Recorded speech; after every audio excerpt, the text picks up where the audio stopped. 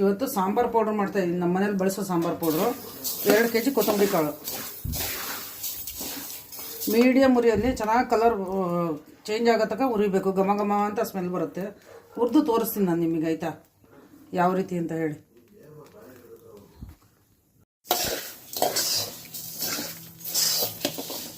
ಇಷ್ಟಾಗಬೇಕು. ಇಷ್ಟಾದ್ಮೇಲೆ of ಮಾಡಿಬಿಡಿ ಆಯಿತಾ. ಎಲ್ಲ ತಣ್ಣಗಾಗಕ್ಕೆ ಇಲ್ಲಿ ಹಾಕ್ಕೋಬೇಕು ಒಂದು ಕಡೆ ಬೇಸಿನ. ಇಷ್ಟಪಡಲ್ಲ ಬರ್ತದೆ. ಧನಿಯಾ ಉರಿದು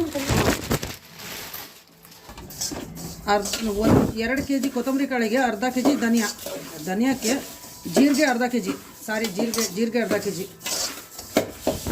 2 kg ಕೊತ್ತಂಬರಿ ಕಾಳು ಧನಿಯಾ ಕೊತ್ತಂಬರಿ ಕಾಳು ಅಂತೀವಿ ನಾವು. ಅದಕ್ಕೆ ಅರ್ಧ kg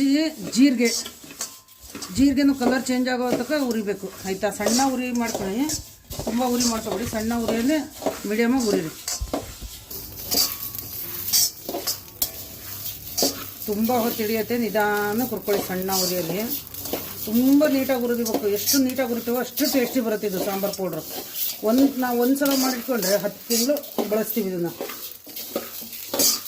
10 ತಿಂಗಳ ತನಕ ಏನೇನೂ ಆಗಲ್ಲ ಇದು. ನೋಡಿ ತುಂಬ ಚೆನ್ನಾಗಿ ಉರಿತಾರೆ.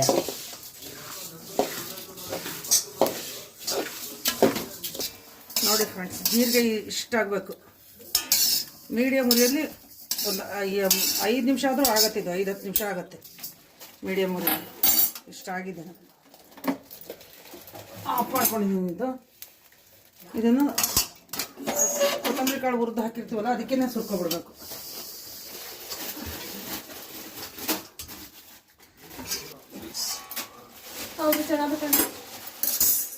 ಬರ್ರಿ 1 ನಿಮಿಷ. ಈ ಲೋಟದಿಂದ 1 ಲೋಟ ಕಡಲೆಕಾಳು ಹಾಕಿದ್ದೀನಿ ಆಯಿತಾ. ಕಡಲೆಕಾಳು ಹಾತ್ರ ಮಾಡಿ. 1 ಲೋಟ ತೊಗರಿಬೇಳೆ ಆಯಿತಾ. 1-1.5 ಲೋಟ ತೊಗರಿಬೇಳೆ. 1.5 ಲೋಟ ತೊಗರಿಬೇಳೆ. ಮೀಡಿಯಮ್ ಉರಿ ಮಾಡಿಕೊಂಡು 2 ಹುರ್ಕೋಬೇಕು.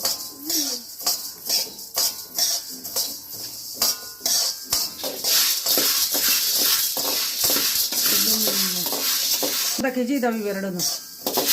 ಅರ್ಧ kg ಕಾಳುಗಳು ಹಾಕ್ಬೇಕು.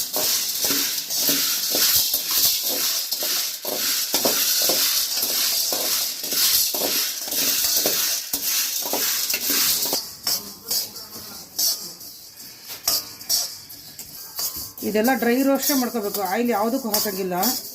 ಎಲ್ಲ ಒಂದೊಂದೇ ಸಪ್ರೇಟಾಗಿ ಉರಿಬೇಕು. ಎಲ್ಲ ಒಟ್ಟಿಗೆ ಉರಿಯೋ ಹಾಗಿಲ್ಲ. ಇದಾಗಿದೆ, ಇವಾಗ ಬೇಳೆ ಆಗಿದೆ.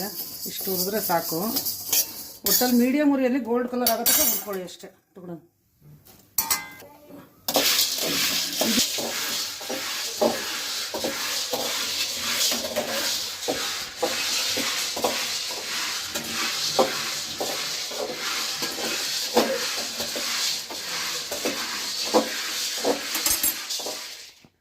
ಕಾಳು 1 ಲೋಟ, ಹೆಸರು ಕಾಳು 1 ಲೋಟ.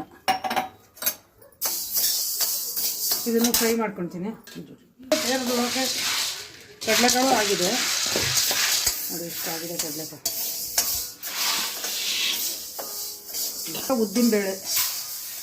ಉದ್ದಿನಬೇಳೆ 1 ಲೋಟ.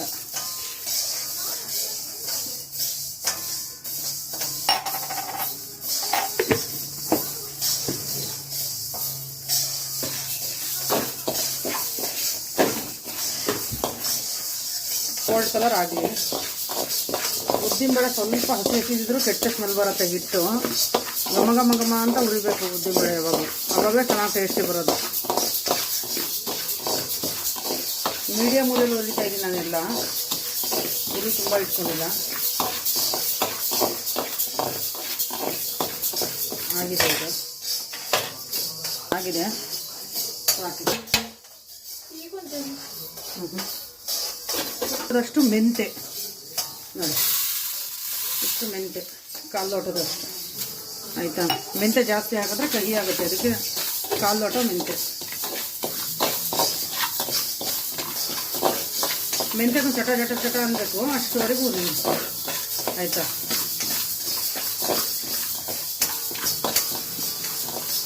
ಇದು ಸಾಂಬಾರಿಗೆ, ಪಲ್ಯಕ್ಕೆ ಎಲ್ಲ ನಾನು ಇದನ್ನೇ ಜಾಸ್ತಿ ಯೂಸ್ ಮಾಡೋದು. ಮಟನ್ ಸಾಂಬಾರಿಗೆ, ಫಿಶ್ ಸಾಂಬಾರಿಗೆಲ್ಲ ಇದೇ ಸಾಂಬಾರು ಪೌಡ್ರ್ ಯೂಸ್ ಮಾಡ್ತೀನಿ ನಾನು ಆಯಿತಾ. ಒಂದ್ಸಲ ಮಾಡ್ಕೊಂಡು ನೋಡಿ, ತುಂಬ ಟೇಸ್ಟಿ ಅನ್ಸುತ್ತೆ, ನಿಮಗೆ ಗೊತ್ತಾಗುತ್ತೆ.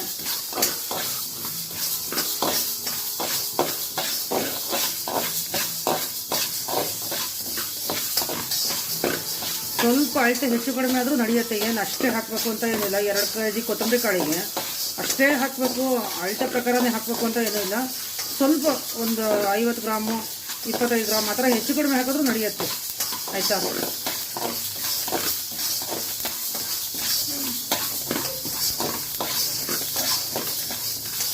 ಮೆಂತ್ಯ ಇಷ್ಟ ಆಗಿದೆ, ಸಾಕು. ಚಟಪಟ ಚಟಪಟ ಅಂತಿದ್ದು ಮೆಂತ್ಯ. ಹೆಸರು ಈ ಕಡೆ ಹೆಸರು ಕಾಳು ಆಗಿದೆ ನೋಡಿ. ಹೆಸರು ಕಾಳು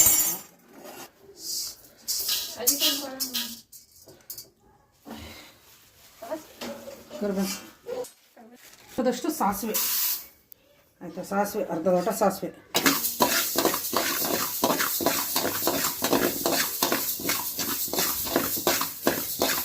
ಸಾಸಿವೆ ಚಟಪಟ ಅನ್ಬೇಕು, ಅಷ್ಟು ತನಕ ಉರಿಬೇಕು ಸಾಸಿವೆ ಅಷ್ಟು.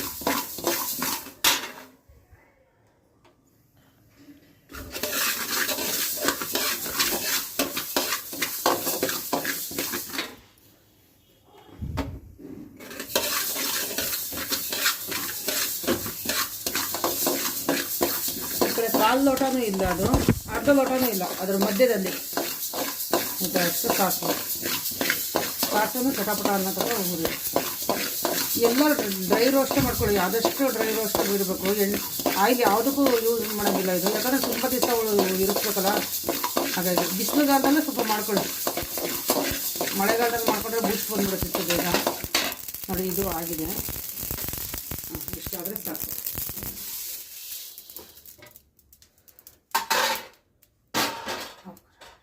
ಒಂದು ಲೋಟ ಕಾಳುಮೆಣಸು 1 ಲೋಟ ಸಾಕಾಗಲ್ಲ, ಕಾಳುಮೆಣಸು 1 ಲೋಟ. ಒಂದು ಕಾಳುಮೆಣಸು ಇದು ಅಷ್ಟೇ, ಇದು ಉರಿಬೇಕು, ಚಟಪಟ ಅನ್ನೋ ತನಕ ಉರಿಬೇಕು. ಸೊಪ್ಪು ಕರಿಬೇವು ಸೊಪ್ಪು ಉರಿತಾ ಇದ್ದೀನಿ, ಕರಿಬೇವು ಸೊಪ್ಪು ಫ್ರೈ ಆಗಬೇಕು ಚೆನ್ನಾಗಿ. ಈ ಕಡೆ ಕಾಳುಮೆಣಸು ಹಾಕ್ತಾಯಿದೆ.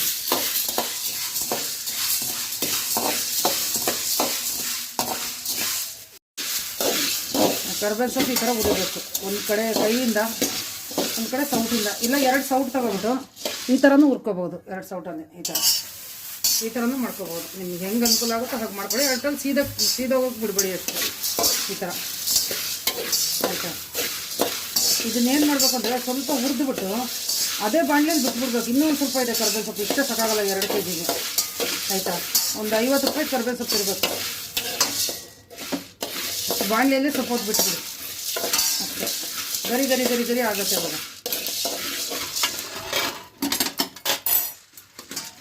ಚರ್ಮ ತಿಂದಿಡು. ಕಾಳುಮೆಣಸು ಥರ ಚಟ ಚಟ ಚಟ ಚಟ ಅಂತ ಇದೆ.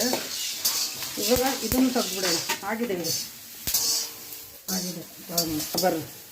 ಇದು ದಪ್ಪ ಹಾಕಿ 2 ಲೋಟ ತಗೊಳ್ಳಿ ಆಯಿತಾ. 1-1.5 ಲೋಟ ಇದ್ದರೆ ಸಾಕಿದು, 1-1.25 ಲೋಟ ಇದ್ದರೆ ಸಾಕು. ಕಲರ್ ಚೇಂಜ್ ಆಗೋ ತನಕ, ಇದು ಗೋಲ್ಡ್ ಕಲರ್ ಆಗಬೇಕು, ಅಷ್ಟು ತನಕ ಉರಿಬೇಕು ನೀವು ಆಯಿತಾ.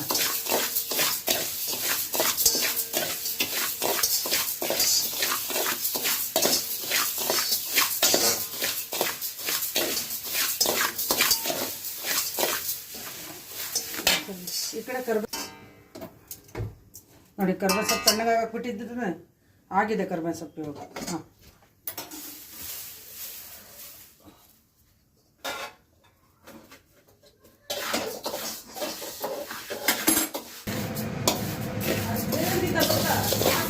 ಎಷ್ಟು ಕೆಂಪಗಾಗಬೇಕು, ಇನ್ನೂ ಸ್ವಲ್ಪ ಆಗಬೇಕಿದು ಆಯಿತಾ.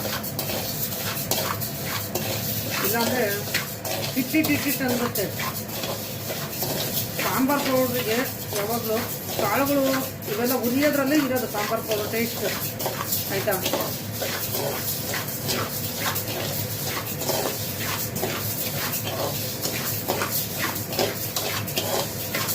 ನೀಟಾಗಿ ಪೇಷನ್ಸಿಂದ ಸ್ವಲ್ಪ ಮಾಡ್ಕೊಳ್ಳಿ, ಎಲ್ಲ ಸರಿ ಹೋಗುತ್ತೆ. ಇಷ್ಟಾಗಿದೆ, ಸಾಕಿದು. ಇದನ್ನು ತೆಗಿತೀನಿ ಇವಾಗ.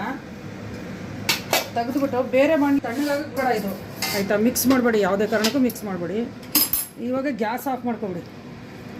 ಕಲ್ಲಿಂಗು ನನ್ನ ಹತ್ರ ಇಲ್ಲ, ಅದಕ್ಕೆ ನಾನು ಸ್ವಲ್ಪ ಪುಡಿ ಹಿಂಗೆ ಯೂಸ್ ಮಾಡ್ತೀನಿ. ಕಲ್ಲಿಂಗಿದ್ರೆ ಕಲ್ಲಿಂಗು ಒಂದು ಎರಡು ಹೋಳು ಕಲ್ಲಿಂಗ್, ಹಿಂಗು ಕಲ್ಲು ಬರುತ್ತಲ್ಲ ಹಿಂಗು, ಗಟ್ಟಿ ಹಿಂಗು, ಆ ಹಿಂಗೆ ಹಾಕಿದ್ರೆ ತುಂಬ ಒಳ್ಳೆಯದು.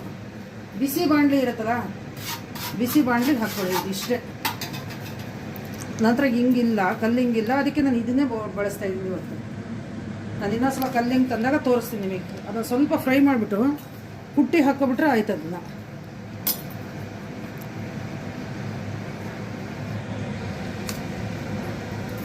ಹಾಕು. ಇದು ಬಿಸಿಯಾಗಿರುತ್ತೆ, ಬಿಸಿ ಒಳಗೆ ಇಷ್ಟು ಥರ ಹಾಕ್ಕೊಂಡು ನೋಡಿ. ಅಷ್ಟೇ. ಸೋಂಪಿನ ಕಾಳಿದು ಊಟದ ನಂತರ ತಿನ್ನೋಕ್ಕೋಸ್ಕರ ಅಂತ ಮಾಡ್ಕೊತೀನಿ ನಾನು ಯಾವಾಗಲೂ ಇದನ್ನು. ನಮ್ಮ ಮನೆಯಲ್ಲಿ ಇದು ಎಲ್ಲರಿಗೂ ಇಷ್ಟ ಆಗುತ್ತೆ ತುಂಬಾ. ಸೊ ಇದನ್ನು ಅಂಗಡಿಯಿಂದ ತೊಗೊಂಬಂದು ಒಂದು 2-3 ನೀರಲ್ಲಿ ನೀಟಾಗಿ ತೊಳೆದು ಹಾಕಬೇಕು, ಯಾಕಂದರೆ ಕಲರ್ ಹಾಕಿರ್ತಾರೆ. ಇದು ಚೆನ್ನಾಗಿ ಫ್ರೈ ಆಗೋ ಥರ ಬಿಸಿ ಬಿಸಿ ಆಗ್ಬೇಕಷ್ಟೆ, ತುಂಬ ಉರಿಬೇಡ್ರಿ. ಬಿಸಿ ಬಿಸಿ ಆಗೋ ಥರ ಹುರ್ಕೊಳ್ಳಿ. ಅದು ಕೈಗೆಲ್ಲ ತಾಗ್ಬೇಕು ಬಿಸಿ ಬಿಸಿ ಆಗಿದೆ. ಸ್ವಲ್ಪ ಬಿಸಿ ಆಗಿದೆ. 1 ಸ್ಪೂನ್ ಸಕ್ಕರೆ, 1 ಸ್ಪೂನ್ ನೀರು ಕಲಿಸ್ಕೊಬಿಟ್ಟು ಇದನ್ನು ಇದಕ್ಕೆ ಹಾಕ್ಕೊಬೇಕು. ಇವಾಗ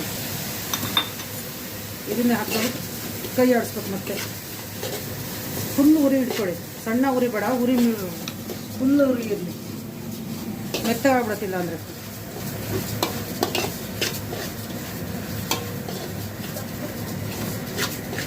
ಬೇಕಿದ್ರೆ ಇದಕ್ಕೆ ಜೀರಿಗೆ ಮಿಕ್ಸ್ ಮಾಡ್ಕೋಬೋದು ನೀವು, ಎಲ್ಲಡಿಕೆ ಜೊತೆ ಹಾಕ್ಕೊಳ್ತೀನಿ ಅಂತ ಹೇಳಿದ್ರೆ, ಇಲ್ಲ ಊಟದ ನಂತರ ತಿಂತೀವಿ ಅಂತ ಹೇಳಿದ್ರೆ ಈ ಥರ.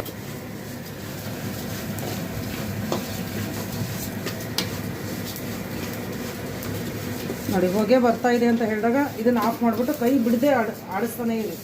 ಸಕ್ಕರೆ ಹಾಕಿದ್ದೀವಲ್ಲ, ತಳದಲ್ಲಿ ಸೀದಾ ಬಿಡುತ್ತೆ, ಘಮ ಘಮ ಅಂತ ಸ್ಮೆಲ್ ಬರುತ್ತಿದೆ. ನೋಡಿ ಈ ಥರ ಆಗಿದೆ. ಇನ್ನು ಸ್ವಲ್ಪ ಹೊತ್ಬಿಟ್ರೆ ಇನ್ನೂ ಡ್ರೈ ಆಗುತ್ತೆ ಅದು, ಆಯಿತಾ? ಇದು ನನ್ನ ಮಗಳಿಗೆ ಇಷ್ಟ, ಇದು ತುಂಬ ಅಂಟುತ್ತೆ ಸ್ವಲ್ಪ ಕೈಗೆ. ಇನ್ನು ಸ್ವಲ್ಪ ಹೊತ್ಬಿಟ್ರೆ ನೀಟಾಗಿ ಡ್ರೈ ಆಗಿಬಿಡುತ್ತಿದೆ, ನೀರು ಹಾಕಿದ್ದೀವಲ್ಲ ಹಾಗಾಗಿ. ಇಷ್ಟಾಗಿದೆ ಇಷ್ಟಾಗಿದೆ ನೋಡಿ, ಈ ಥರ ಆಗಿದೆ. ಇದು ತಣ್ಣಗಾಗಕ್ಕೆ ಬಿಡಬೇಕು, 1 ಗಂಟೆ ತಣ್ಣಗಾಗಲಿ. ಇದು ತಣ್ಣಗಾದ್ಮೇಲೆ ಮಿಷಿನಿಗೆ ತೊಗೊಂಡು ಹೋಗ್ತೀನಿ ನಾನು, ಆಮೇಲೆ ತೋರಿಸ್ತೀನಿ ಮತ್ತೆ ಇನ್ನೊಂದು ಸಲ ನಿಮಗೆ ಯಾವ ಥರ ಆಗಿದೆ ಹಿಟ್ಟು ಅಂತ. ಇದಕ್ಕೆ ಅರಿಶಿನ ಕೊಂಬು ಕುಟ್ಟು ಹಾಕಬೇಕು, ಅದನ್ನು ತೋರಿಸ್ತೀನಿ ನಿಮಗೆ ಇವಾಗ.